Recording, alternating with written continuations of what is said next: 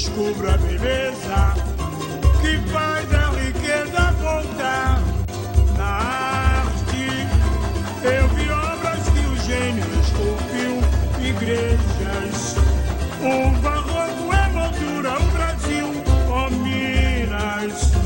És um berço de cultura, és raiz que brilha forte em verde e rosa. É nesse patrimônio de um país que eu vou embarcar na estação primeira. Olá pessoal, eu sou o professor Jefferson. Você viu há pouco o samba enredo da Escola Mangueira do Rio de Janeiro, samba enredo do ano de 2004. Ele fazia uma referência ao ciclo do ouro, ao século XVIII brasileiro. É exatamente esse século que nós vamos estudar hoje, século de extrema relevância histórica. Você percebe que ele é recorrente em sambas enredo e representações. É desse período que surgem artistas importantíssimos para o Brasil, como o Aleijadinho, Tomás Antônio Gonzaga, Cláudio Manuel da Costa. Nós vamos falar sobre o século XVIII e, inicialmente, vamos falar sobre a administração da economia aurífera, da exploração de ouro no Brasil.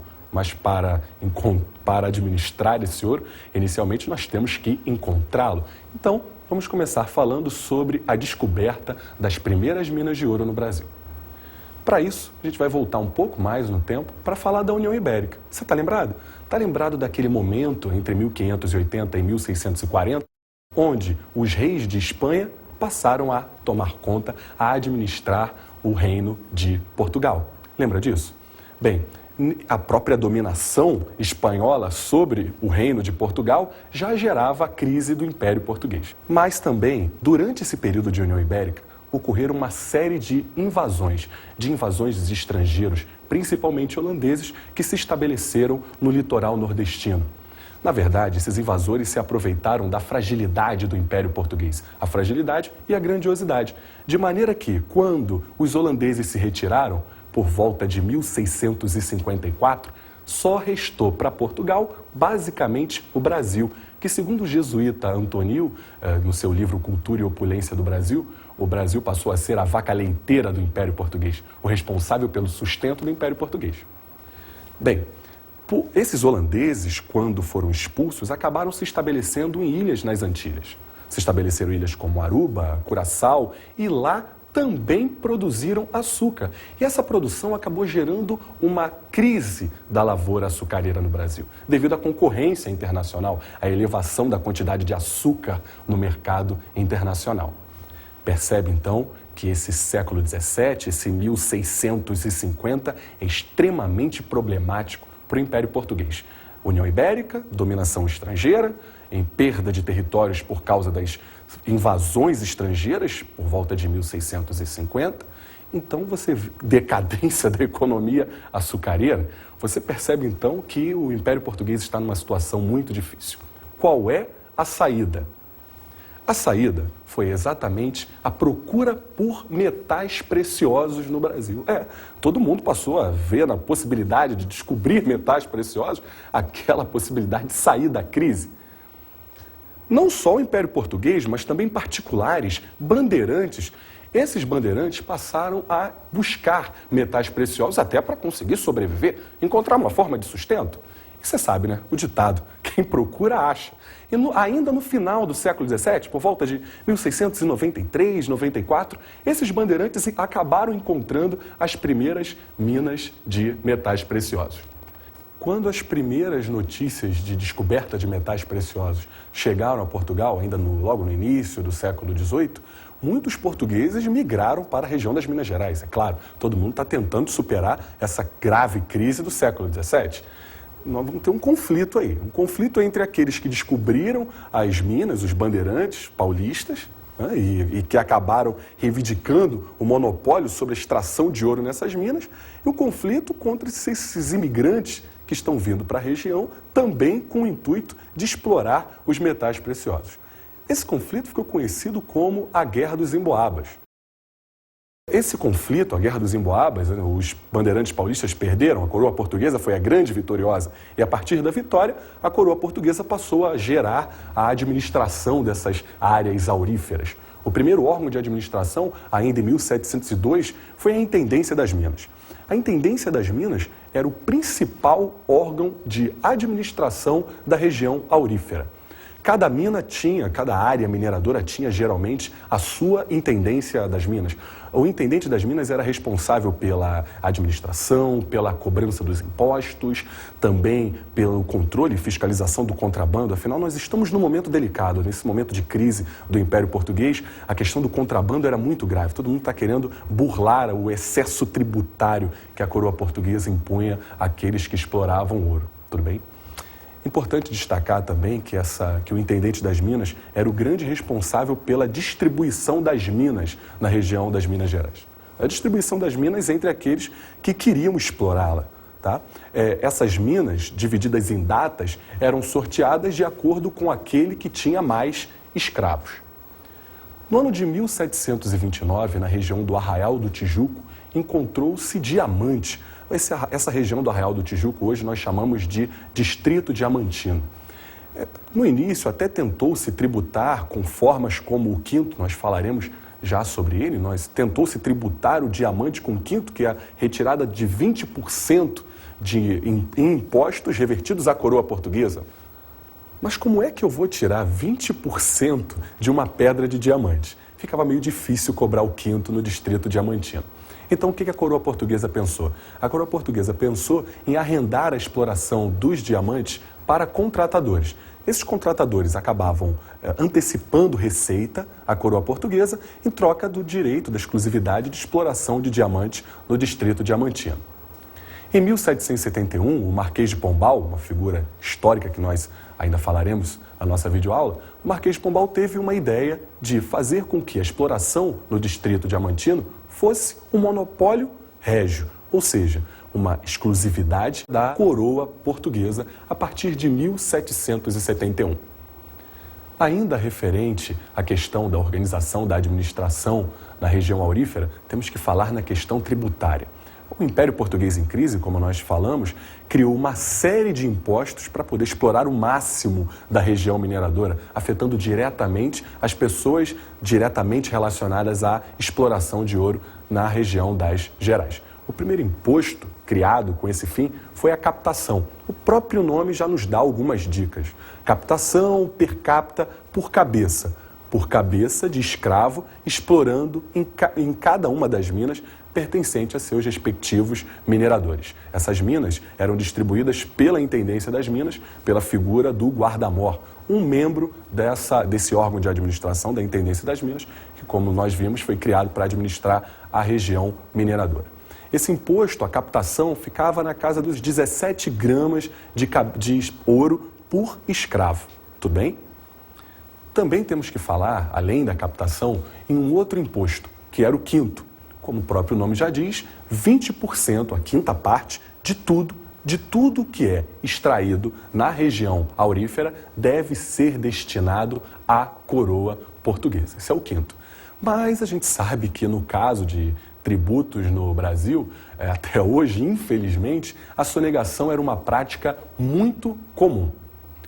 Para conter a sonegação de impostos na região aurífera, a coroa portuguesa resolveu instalar as casas de fundição. A primeira foi idealizada por volta de 1719, 1720 e deveria ser instalada em Vila Rica, primeira casa de fundição. A casa de fundição, como o próprio nome diz, tinha o objetivo de fundir todo o ouro em barras. A partir da criação das casas de fundição, todo o ouro extraído na região das Gerais deveria ir obrigatoriamente para as casas de fundição. Nas casas de fundição, o ouro seria transformado em barras e receberia um selo real. Esse selo, a obrigatoriedade desse selo da fundição, acabou gerando uma revolta, que é a revolta de Vila Rica, em 1720. Percebe que a revolta foi em Vila Rica, exatamente onde seria instalada a primeira casa de fundição no Brasil. Essa revolta foi liderada pelo minerador Felipe dos Santos, que acabou se dando mal, foi castigado de maneira extremamente exemplar. Ainda temos que falar na exploração da região aurífera, como é que ela se organizava. Na verdade, existiam duas formas básicas de exploração de ouro no Brasil. A maior e mais importante delas era a grande exploração, realizada em datas onde os escravos lavravam. Essas datas pertenciam a mineradores, pessoas ricas, até porque o investimento inicial nessa atividade era muito elevado. Havia ainda um outro tipo de exploração, que a gente chama de pequena exploração. Era organizado por faiscadores, pessoas humildes, oriundas de Portugal, Nordeste, entre outras regiões. Essas pessoas realizavam a sua faiscagem tanto em leitos de rios, como também em minas abandonadas. O investimento inicial era muito pequeno, era por isso que essas pessoas partiam para essa exploração. A partir de agora, vamos falar sobre a organização da sociedade mineradora. A sociedade mineradora ela tinha algumas especificidades em relação a outras formas de organização social no Brasil, como a sociedade açucareira. A sociedade mineradora inicialmente era caracterizada por um grande contingente populacional. A sociedade mineradora passou por uma elevação demográfica, é claro. Várias pessoas atraídas pela febre do ouro migraram para a região. Sabemos, inclusive, nos dias de hoje, que muita gente é sinônimo de cidade. Essas multidões de pessoas oriundas do Império Português e outras áreas acabaram fazendo com que, na região das Gerais, surgissem cidades importantes, como Vila Rica, Sabará, São João del Rei, Ouro Preto, Diamantina, entre outras cidades importantes, historicamente, até os nossos dias. Urbanização, dinamização da sociedade. É importante frisar isso. O mercado interno da região das Gerais vai se diversificar bastante. Por que o mercado interno se diversifica? Porque com as cidades surgem várias atividades comerciais. Surgem, por exemplo, os prestadores de serviços, professores, médicos, vários setores surgem a partir daí.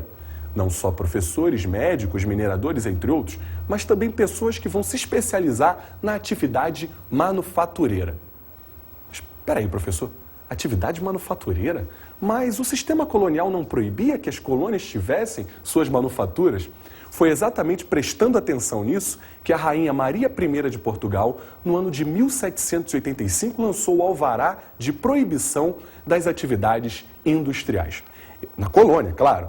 Inclusive, essa proibição tinha o objetivo de fazer com que a colônia não desenvolvesse suas manufaturas. Logo, não faria concorrência com os produtos oriundos da metrópole. Afirmava-se assim as regras firmes do mercantilismo e do sistema colonial. A mobilidade social e o desenvolvimento de uma classe média na região das Gerais também é uma característica da sociedade mineradora.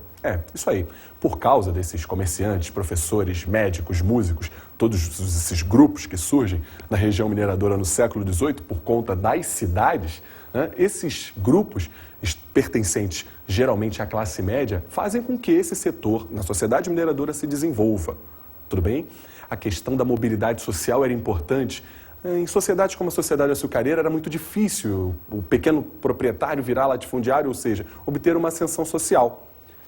Porém, na sociedade mineradora era mais fácil. De repente, o pequeno minerador juntava uma quantidade de metais razoável e abria um negócio, ou seja, ele ascendia socialmente. Essa possibilidade é muito maior na sociedade mineradora do que em outras sociedades. O século do ouro, o século XVIII no Brasil é muito importante artisticamente. E isso é por causa da classe média que se desenvolve. A classe média, os filhos da classe média que vão estudar nas melhores universidades europeias e trazem para o Brasil estilos literários, como o arcadismo de Tomás Antônio Gonzaga, o arcadismo de Cláudio Manuel da Costa, Alvarenga Peixoto, entre outros artistas. Além desses artistas, temos que falar também na figura do célebre Aleijadinho. O Aleijadinho, que foi responsável pela difusão da arte barroca na região das Gerais, com as suas esculturas, as suas decorações nas igrejas da região das Gerais. Nós temos, inclusive, a imagem, para que você acompanhe, a imagem de uma das obras, o Davi, o profeta Davi, de Aleijadinho, para você visualizar o estilo barroco presente na região das Gerais. essa classe média que está se intelectualizando lá fora, ela não só traz estilos literários não, hein? Ela traz também iluminismo, a ideologia do século XVIII, uma ideologia libertária de luta contra a opressão, é muito importante. Quando esses intelectuais, essa classe média foi estudar na Europa e trouxe o iluminismo para cá, percebeu exatamente a exploração tributária que era cometida por conta de quinto, por conta de captação, por conta de todos esses impostos que eram criados pela coroa portuguesa. Foi exatamente contra a exploração tributária, contra a opressão da coroa portuguesa, que a classe média organizou em Confidência Mineira em 1789. E olha só, quem diria, lembra dos intelectuais? Cláudio Manuel da Costa, Tomás Antônio Gonzaga, estavam entre os inconfidentes. É claro, com a companhia do célebre Tiradentes, um dos poucos a morrer após os autos da devassa, o julgamento da Inconfidência Mineira, e você sabe, castigado de maneira extremamente exemplar para que outros colonos não realizassem o mesmo. Vamos falar agora sobre as consequências da mineração para o Brasil. É isso. A primeira grande consequência da mineração para o Brasil foi a transferência do eixo econômico para o Centro-Sul. O eixo econômico que até então sempre esteve no Nordeste por causa da economia açucareira. Agora, esse eixo encontra-se no Centro-Sul, entre Rio de Janeiro e Minas Gerais, as áreas que vão passar a ser as áreas mais importantes após o advento da mineração. Uma outra consequência muito importante também é a expansão territorial. Por quê? Porque com a mineração serão ocupadas áreas no interior do Brasil, áreas como Minas Gerais, mas não só Minas Gerais, hein? O Centro-Oeste também. Goiás, Mato Grosso do Sul, são áreas que a mineração ajudou a ocupar, interiorizando a ocupação portuguesa na América.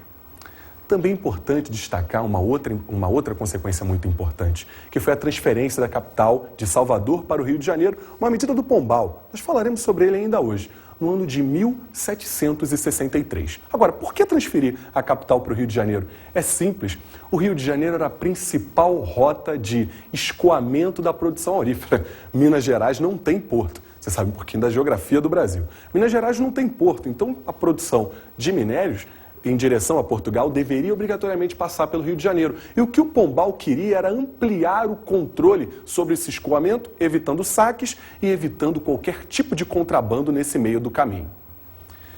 É importante também destacar para onde será que foi o ouro do Brasil, né? O destino desse ouro do Brasil. Mas antes nós vamos consultar a galera, vamos ver o que a galera sabe sobre esse assunto. Roda aí. Como assim ouro? O ouro. O ouro, a pedra. Não sei. Era uma falta de vergonha.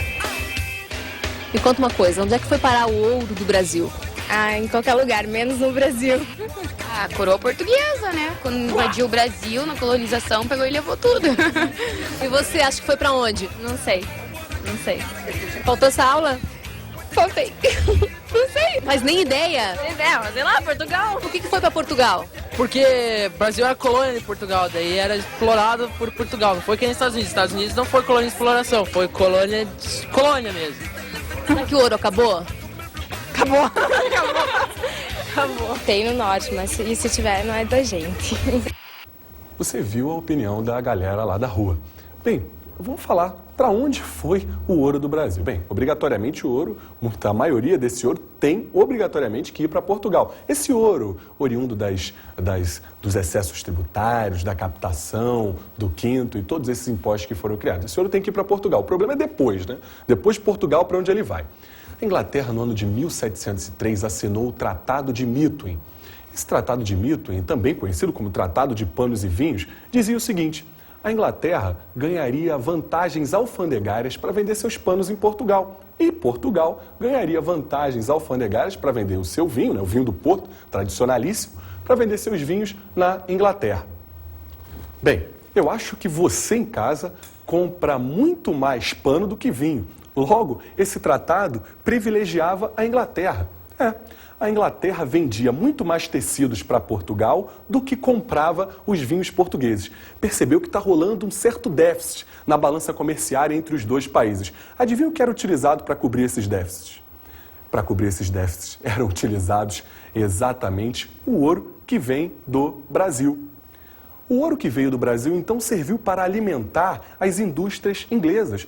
A burguesia inglesa acumulou esse dinheiro, fez a famosa acumulação primitiva de capitais, acumulou esse dinheiro e investiu na produção industrial. E o que fez Portugal?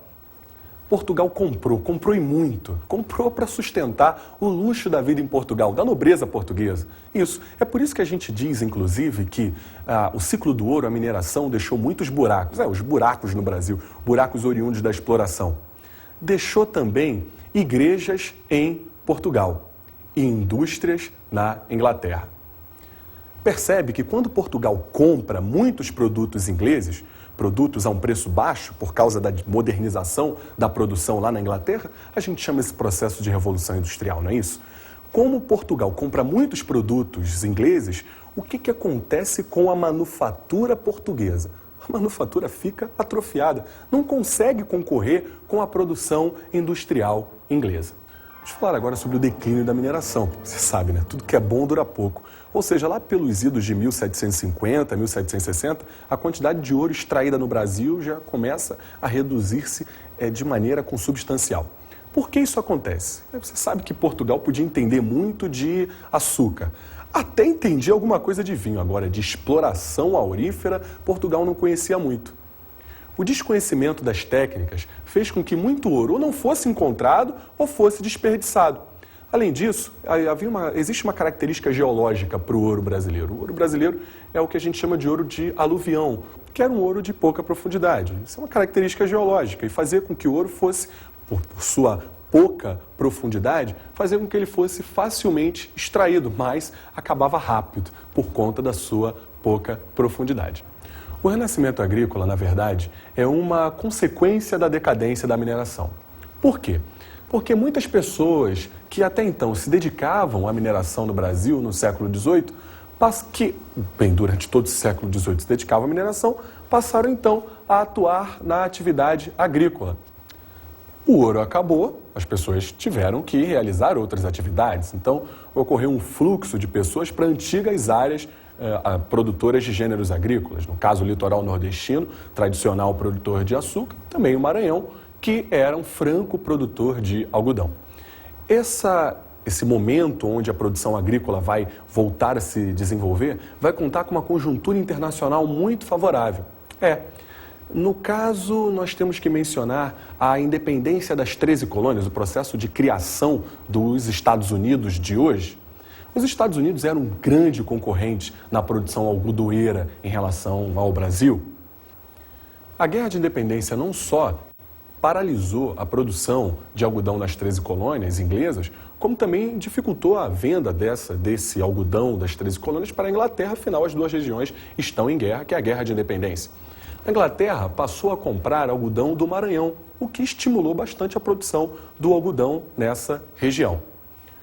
A produção açucareira no Nordeste também contou com uma conjuntura internacional bastante favorável. Foi a Guerra de Independência do Haiti, onde escravos, mestiços, enfim, lutaram não só contra a escravidão, mas também em prol da independência política.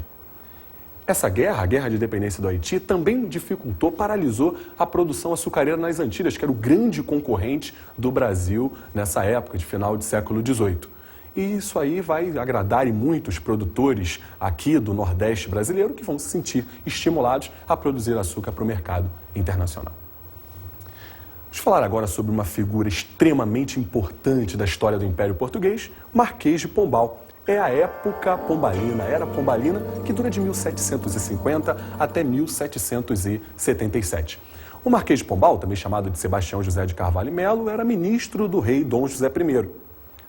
Pombal era o representante da lógica do despotismo esclarecido. O que é isso? O despotismo esclarecido nada mais é do que a aplicação do racionalismo, da ideia de razão, muito cara ao século XVIII, aplicação do racionalismo para gerar reformas no intuito de racionalizar, dinamizar a administração do Império Português. O objetivo disso é promover o desenvolvimento do Império diante do avanço do iluminismo e da crítica da burguesia ao antigo regime. Com esse objetivo, o Pombal gerou uma série de reformas importantes. Entre elas, uma nós já falamos, é a transferência da capital para o Rio de Janeiro. Lembra disso? Pombal queria transferiu do Salvador para o Rio de Janeiro em 1763 para melhor controlar o escoamento da produção, evitando saques e contrabandos. Tá lembrado? Uma outra medida importante do Pombal é a derrama, criada pela primeira vez em 1762. Pombal viu que, a partir de 1760, a quantidade de quinto está diminuindo no Brasil. A quantidade de quinto que está indo para Portugal está diminuindo. Por quê? Justamente por causa do declínio da mineração a partir da década de 1760. E você sabe que o quinto, 20% é o imposto proporcional. Só que Pombal queria 100 arrobas, aproximadamente 1,5 tonelada em quinto. 1,5 tonelada de ouro em quinto era o que Pombal queria, só que com o declínio da mineração nós não estávamos chegando às 100 arrobas. Qual foi a solução encontrada por Pombal? Criar uma cota fixa de 100 arrobas anuais. O quinto tinha que dar 100 arrobas. Mas, professor, no momento de declínio, o quinto só está dando 85. A diferença era cobrada através da derrama. Recapitulando, a derrama é a cobrança da diferença entre as 100 arrobas que Pombal queria e o que o quinto conseguiu. A derrama era cobrada de maneira extremamente violenta, com os dragões, as tropas portuguesas, invadindo casas, saqueando tudo que encontravam pela frente. Inclusive, a derrama é uma das causas da Inconfidência Mineira de 1789. Uma outra medida do Pombal é a criação de companhias de comércio, como a Companhia de Comércio do Grão-Pará e do Maranhão e de Pernambuco e Paraíba. Essas companhias de comércio tinham o objetivo de monopolizar o comércio na região. Com isso, Portugal garantia a elevação da exploração sobre essas regiões. Em 1759, o Pombal expulsou a Companhia de Jesus do Império Português. A Companhia de Jesus, um dos grandes agentes de colonização do Império Português. Portugal expulsou a Companhia de Jesus do Império. Na verdade, o Pombal disse que utilizou a Guerra Guaranítica como um argumento para expulsar os jesuítas. Na Guerra Guaranítica, não sei se vocês estão lembrados, mas na Guerra Guaranítica, Portugal enfrentou a Companhia de Jesus porque essa se recusava a se retirar da região dos Sete Povos, que era uma colônia fundada por jesuítas espanhóis e que, com o Tratado de Madrid, deveria passar para o Império Português. Por causa da Guerra Guaranítica, Portugal disse: jesuítas fora do Império Português. O que, na verdade, Pombal queria era eliminar a influência política dessa companhia dentro do Império. Mas espera lá, professor, eu sei que a Companhia de Jesus era responsável pelo ensino na colônia. Se eles foram expulsos, o que aconteceu com o ensino no Brasil? Adivinha? O ensino no Brasil, a partir de agora, passou a ser um ensino laico, ou seja, controlado pelo Estado português e não mais por instituições religiosas. Isso é uma consequência da expulsão da Companhia de Jesus do Império Português. Bem, Pombal também acabou com o sistema de capitanias hereditárias no ano de 1759. O sistema de capitanias hereditárias, que na verdade já vinha em crise desde mesmo da sua criação, foi finalizado em 1759, ou seja, todo o Brasil passou a ser administrado não por donatários, não por particulares, mas diretamente pela coroa portuguesa. Pombal ainda deu estímulos à agromanufatura portuguesa e perseguiu elementos importantes da nobreza portuguesa. Porém, em 1777, com a morte do Dom José I, o Marquês de Pombal foi demitido do cargo após a ascensão da rainha Dona Maria I.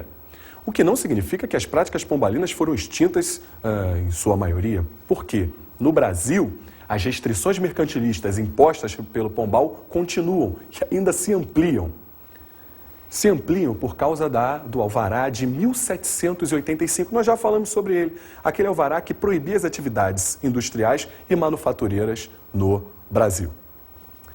Agora vamos fazer uma breve análise sobre a literatura do ouro, sobre as recorrências da literatura referente ao século do ouro no Brasil. Vamos falar de um livro, um texto, Cartas Chilenas, do autor Tomás Antônio Gonzaga, membro daquela classe média que nós já falamos há pouco. No texto Cartas Chilenas, o Tomás Antônio Gonzaga se refere às atrocidades do Fanfarrão Minésio, que na verdade foi um pseudônimo que ele utilizou para se referir ao governador das Minas Gerais. Vamos ao texto então? Agora, fanfarrão, agora falo contigo e só contigo. Por que causa ordenas que se faça uma cobrança tão rápida e tão forte contra aqueles que ao erário só devem tênues somas? Não tens contratadores que ao rei devem? De 1000 cruzados, centos e mais centos? Uma só quinta parte que estes dessem não matava do erário grande empenho? O pobre, porque é pobre, pague tudo.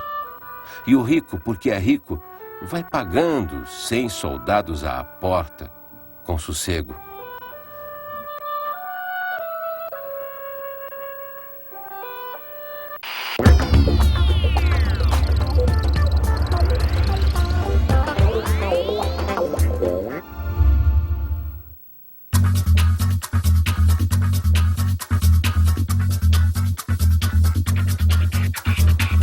Entre as dicas de estudo, gostaria de destacar o título do Eduardo Galeano, As Veias Abertas da América Latina, da editora Paz e Terra. Se possível, assista ao filme Chica da Silva, do diretor Cacá Diegues. A gente fica por aqui, nossa videoaula acabou, a gente se vê. Tchau!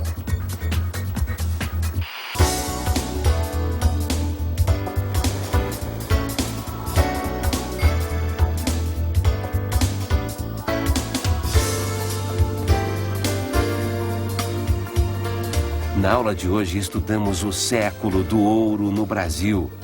Falamos sobre a administração da economia aurífera.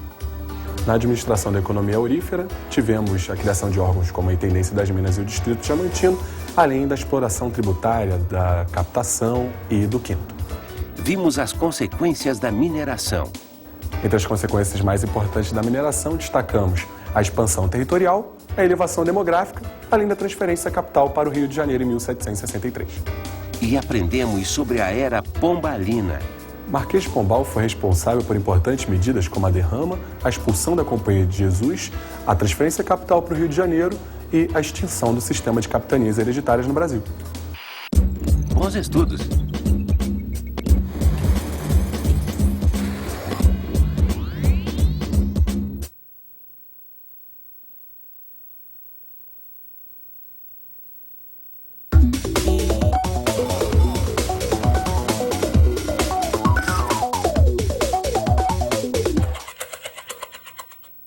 Olá, colega professor. Algumas dicas para facilitar o andamento da aula.